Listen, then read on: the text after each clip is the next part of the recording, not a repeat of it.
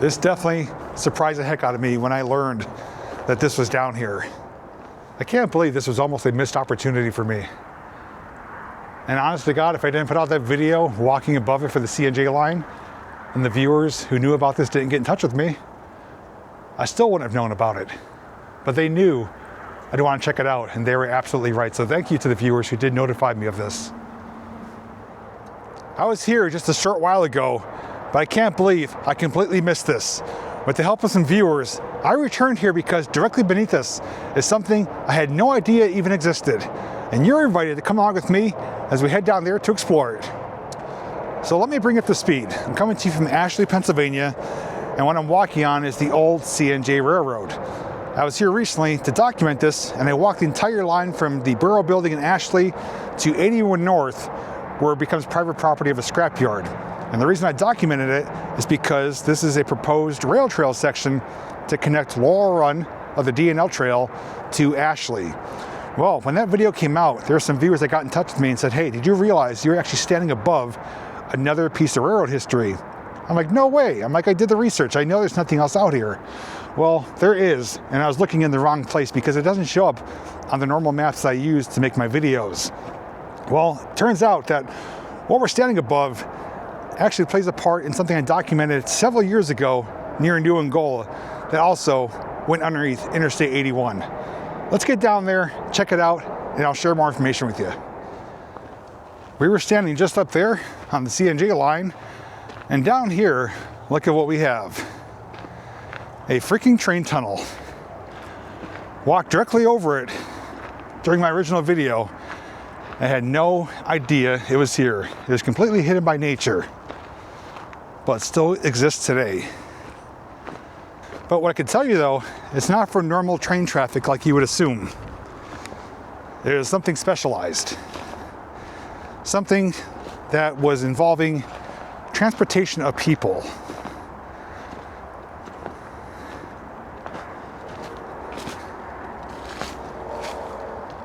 And by the looks of it, it's made completely out of concrete.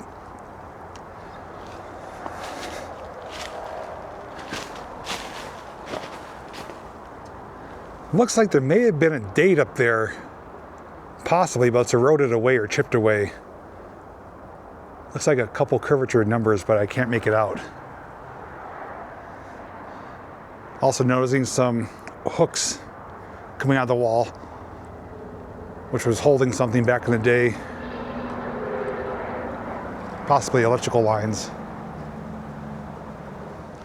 For a sense of scale and size comparison, I'm going to walk up to it here. Looks like a tire rim right there. So I am 5'11", and I did bring my measuring device, so we will get some accurate measurements for the height and width and maybe the length as well. As far as I can tell though, there's not really many remnants of what used to exist, but there is one right there of a railroad tie, part of it anyways. So let's take a closer look inside. After that, I will share more details about what actually ran through here. Remnants of a tie right there.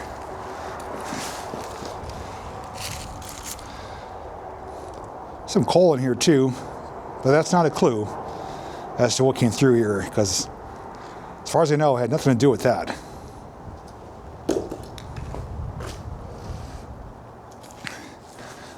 So this is serving as a wind tunnel today. I'm sure the microphone's doing a good job of muffling out the wind, but it is pretty windy through here. Tagged up, of course, no surprise. And looks like there's some faulting with some repair work that was done. That's patched up. But then you look on top, pretty big fractures. I mean, it looks like that chunk right there could potentially fall down in the future. I'm sure if they do make that rail trail above this, they're probably going to have to shore this up a bit. And I'm also noticing too, there's these square blocks about every foot and a half apart, nearly the entire way.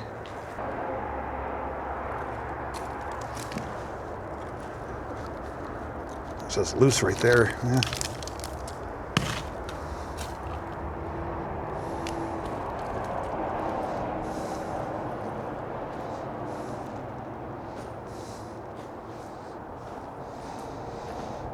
far past its prime. Thankfully, nothing comes through today, because if it did, I'm sure the vibrations would probably shake it apart. Definitely thinking with those, what I'm calling anchors coming out, something was on there, whether it be a pipe or cables. And then we come out the other side. So that right there is 81 South. And from what I believe I saw on the older maps is that when it came out of here, it ended up curving towards the left. And that was before 81 was there. Oh, here we go. There is a date stamp up here. It still exists. 1903. Oh, that is so awesome. So today, that marks it as I'm making this video 123 years old here in January 2026. I have to say, for being as old as it is, I don't know if they redid it at all during its operational days.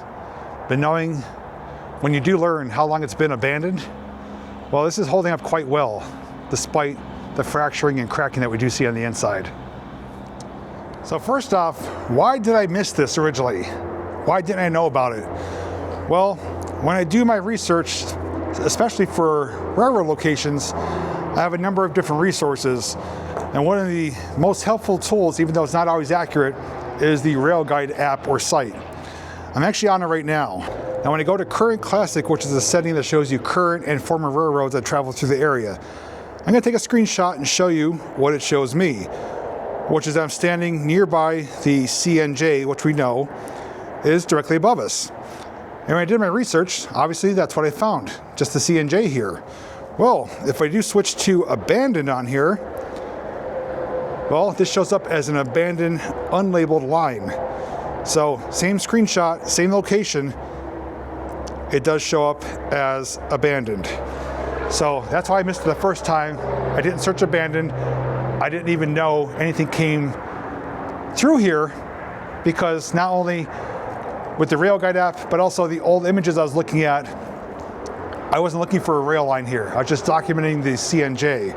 But I did learn a few things which I'm going to share with you about what actually came through here. So what actually came through here, I did give you some clues before, but in case you don't know, this was known as the wb&h, which is the Wilkes-Barre and Hazleton Railway, also known as the Cannonball, which was an electric railway in Luzerne County, Pennsylvania, connecting the cities of Wilkes-Barre, which is north of here, and Hazleton, south of here.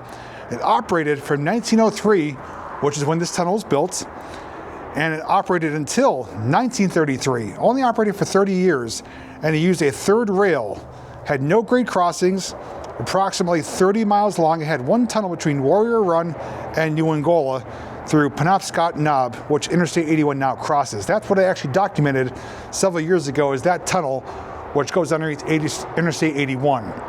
It is backgated off. You can't go into it, but the tunnel still exists, but it is collapsed on the far end because of the construction of 81. So most people did know it as the Cannonball. It was basically electric streetcar service, trolley service that didn't use overhead lines. It used the guarded third rail along the side. And it operated on a standard gauge track, which was 4 foot, 8.5 inches in width. Now that tunnel that documented near New Angola, that went through a big rock face that was drilled and blasted out to make that tunnel, where this is basically just created out of concrete and forms so that one line could go over the other. But this has been out of existence, out of use since 1933. So that's why I said, when you learn how long this has been abandoned and how well it's holding up, well, they made things to last back then. Now, being that this line hasn't been used and abandoned for 93 years, no surprise we're not going to really find much of anything. This area has been altered immensely with the construction of Interstate 81 here. So now that we know there's at least 2 sections still in existence for the old wb&h electric railway. Penobscot Knob Tunnel, and this one here, which hopefully in the future will be going across on a rail trail. Now I will say, when I did do the CNJ video walking across the top, I did notice this clearing down here. I noticed those yellow markers, which I believe is for a gas line. I didn't think too much of it. I just realized there's an elevation change, and I thought there was just an embankment here. If I just peered over the edge of either side, but specifically this side, I would have noticed the abutment walls here. There's a clear giveaway, but you honestly can't see it from above unless you come down here to look or peer over the edge. But there's no sign up there. It's not like a bridge up there. The land looks the same as you walk across it. This definitely surprised the heck out of me when I learned that this was down here. And I completely forgot about the wb&h. Even though I made that video a number of years ago, kind of out of sight, out of mind. I never really had to talk about it again, although I knew that tunnel did exist. But only 30 years in existence, but this is an original 1903 tunnel that may or may not have had work done. I am curious though with the patchwork that we've seen in some of the areas. How long ago was that done? Was that done, I'd imagine, after this was operating, sometime within 93 years? Because, well, when this was operating, trains or streetcars coming through here, it'd be in much better condition. I'm almost certain those big fractures and cracks wouldn't be there. So I'm guessing they're looking at this, inspecting it, making sure it is holding up for the most part, because again, people will be going across it in the future. It probably costs a lot more money to fill this in rather than just to make some repairs, however they choose to do so. But today is more or less access, probably for access to the gas lines. The landscape behind you guys is basically unrecognizable. 309's up there. There is a business up there with large equipment for sale. And of course, this area here is elevated as well, but you know, the line came directly from that direction. See, I wasn't joking. I knew I saw something up there. It just got chipped away. But 1903, 123 years old. And a 30-mile line's not real long, but it did serve a pivotal role in transportation of people. But it actually was 309 that helped take away the wb&h. Car was quicker, got you more areas where the train tracks, you can only go one way or the other. Cars took you a lot more places. So that was the beginning of the end when 309 was built and became more feasible to travel by automobile rather than streetcar. But I would love to see today something like that be brought back for transportation. Obviously we have modern day trains that transport people, light rail trains in big cities, and Amtrak of course, but to see streetcar service similar to like what you see in maybe San Francisco or something, a modern day version of that here in Pennsylvania, I think it'd be a welcome addition, whether it be for leisure rides, which like is what the Electric City Trolley Museum has, or for actual commuter use.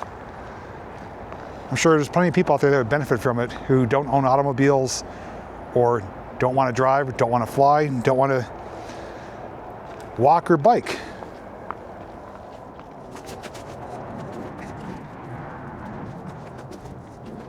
It may not come through on camera, but this concrete is incredibly thick. Shine my light in here. You can see, hopefully, just how far back it goes. It is at least 3 feet thick. So that's a really thick wall of concrete. So even though it's fractured, I mean, it's still a lot of concrete. I'm not sure what the thickness is on top. That's what I'm most concerned about failing, is that portion right there. If anything was to fail, it's going to be that. But hopefully it's much stronger than what it looks up there. All right, let's get some measurements. I'm going to give you a guesstimate first. Width-wise, I'm going to say, I'll say about 15 feet. Height-wise, I'll say about 18 feet. So let's see how off I am here.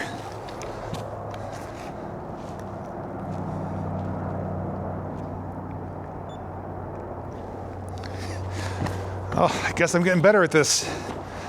15.2 for the width. The ground's not completely level, so we'll try right here.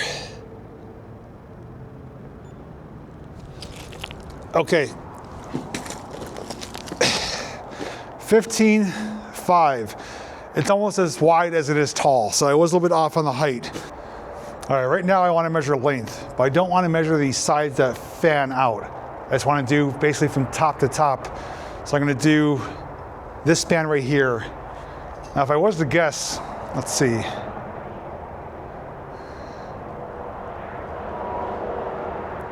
I'm going to say it's about 50 feet. It may not look it, but I'm trying to go in increments of 10, and I think it's going to be around 50 feet. Let's find out.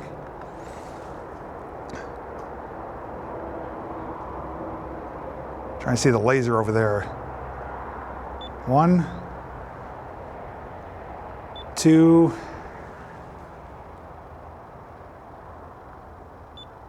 3. Actually, longer than 50 feet. 57.6. I have to say, looks are deceiving. It does not look 57 feet long, and also it doesn't look like it's as tall as it is wide, at least to me. It's kind of a trick of the eyes, but I was pretty close to my guesses, only off on the height. Let's go back topside, and just to give you a better look up there as to what it looks like, because like I said, it's pretty much unrecognizable that there's a tunnel beneath you, and there's no clues other than a couple of those posts. We're coming near their very edge to look at the walls of the tunnel. And that's what I noticed when I made the CNJ video. Just a lower area down there. And I did see these posts, but I didn't think anything of it.